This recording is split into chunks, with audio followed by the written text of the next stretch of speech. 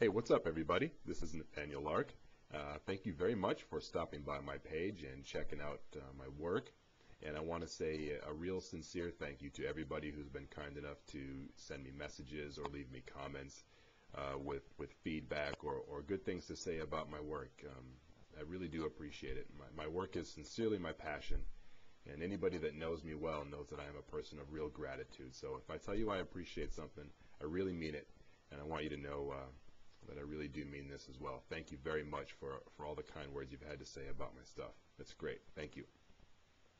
Well, I decided to do a little bit of an audio blog here. I'm not sure if I'll do another one. I guess I'll wait and see how this one pans out.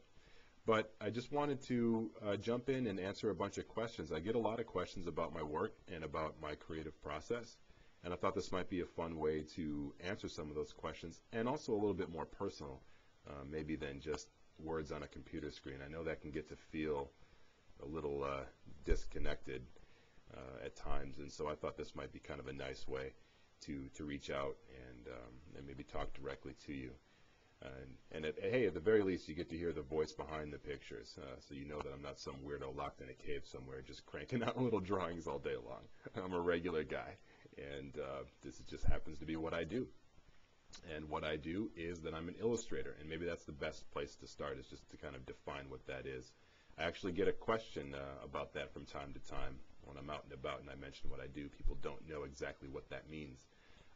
So let me try and demystify that a little bit here. You can think of an illustrator basically as anyone who creates the pictures that support ideas or text, okay?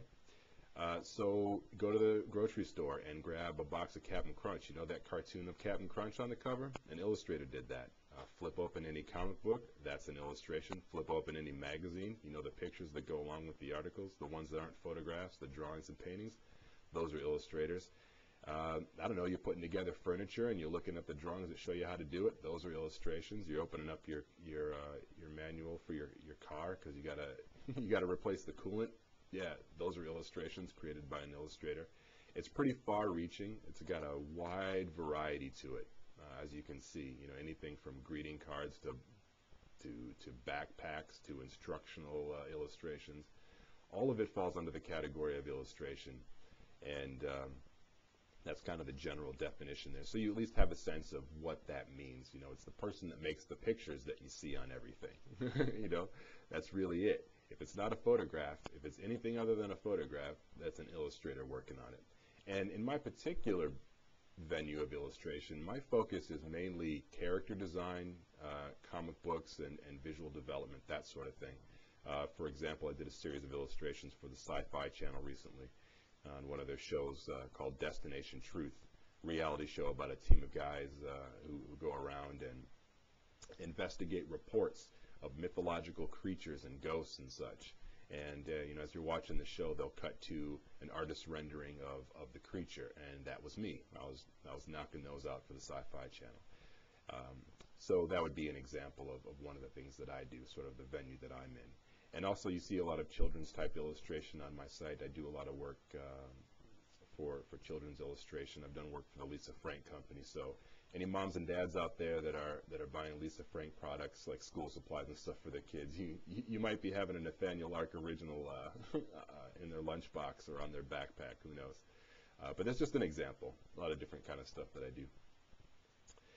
But with regards to my creative process, I think that's probably what I get the most questions about is how do I come up with my ideas? How do I draw? Where does this stuff come from? And to touch on that a little bit, I guess I would jump onto these main points. The first thing that I would mention is with regards to how I get my ideas. A lot of people ask me if I get my ideas from things that people say or things that I read or ways that I feel about different things. And really the answer is on all of those points, an unequivocal yes. I get my ideas from all of those sources. I think probably the primary source where I get my ideas is based on feeling. I get a feeling about something that I would want to communicate with an illustration in some way, and so I look for a scenario that can match that feeling. For example, there's an illustration here on my page. I believe it's in my journal. of my little sister running on Christmas morning to go open her presents under the tree, and she's got a little panda bear with her and stuff. And that's really based on a feeling. I had a really wonderful childhood. I love the whole feeling of Christmas, just the whole feeling of it. And I wanted to do an illustration that sort of captured that. And my little sister felt like the perfect subject because, there's an 11-year difference between us. So when she was a real little kid, I was able to step back enough to be able to watch, from the outside looking in, what it's like for a little kid to experience Christmas. And it just brought it all back for me. Now, she's a big kid now. She's 22. But I illustrated her as if she's really young, running to get presents under the tree. And that's an example of an illustration that was based on a feeling I had rather than something that is real specific or that I absolutely saw. My sister does, in fact, have that stuffed panda, but she didn't get that until she was about 20. And she never had those pink pajamas with the footies in them. I thought it looked cute. Again, it's based on a feeling and trying to communicate an idea. And with regards to things that people say, yeah, I had a friend tell me recently, and she knows who she is, so I won't put her on blast here. But yeah, she told me a story about taking a suntan in her driveway. This is here in Southern California. You can do that. You can't do that in Wisconsin, where I'm from, man, unless it's summertime. But yeah, you can get a tan in Cali in November or December. So she's taking a tan, and she gets interrupted by her little dog, who basically jumps on her. And in my mind, I imagine him spilling over the bottle of tanning lotion or whatever, and I see an illustration in that. So things that people say to me, I sort of file away. Cute scenarios or anything that sounds compelling, like it could make a good image that would tell a story all by itself. I hold on to those things, and I carry a sketchbook with me everywhere I go. I mean, everywhere I go. Man, I took a sketchbook with me to prom when I was 18, so God bless my girlfriend at the time. She tolerated that kind of thing. But I've been a man on a mission since day one, so because of that, I'm able to record a lot of my ideas when I'm out and about. I never really miss anything, and it's good. And I have an archive of things that I can always draw on later. If I'm coming up short on ideas, I just flip through that sketchbook, and there's 100 things waiting for me to do if I can't think of something. So that's where the ideas come from. Now, with regards to how I actually get them down, a lot of what you're seeing here on this site is finished digitally, but what I want to make clear is that I do everything by hand first. I draw by hand.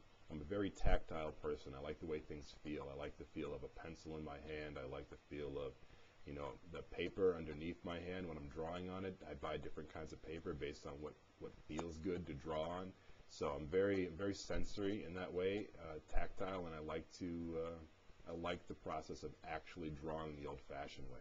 So I draw, and then I scan my work, and then I'll do a lot of coloring in Adobe Photoshop or Adobe Illustrator, just depending on what it is that I'm interested in doing as far as a style for that particular drawing.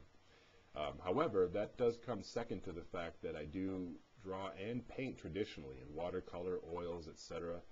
I really made it a point in my life to have rock-solid fundamental skills in all of those areas, because the computer is just a tool. There's no magic button I can press that says, cute illustration of girl running with panda bear on Christmas morning, and press that button and out comes, a masterpiece.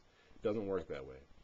If I'm not able to draw and paint really well traditionally because I've got solid fundamental skill, then the computer's not going to help me do it either.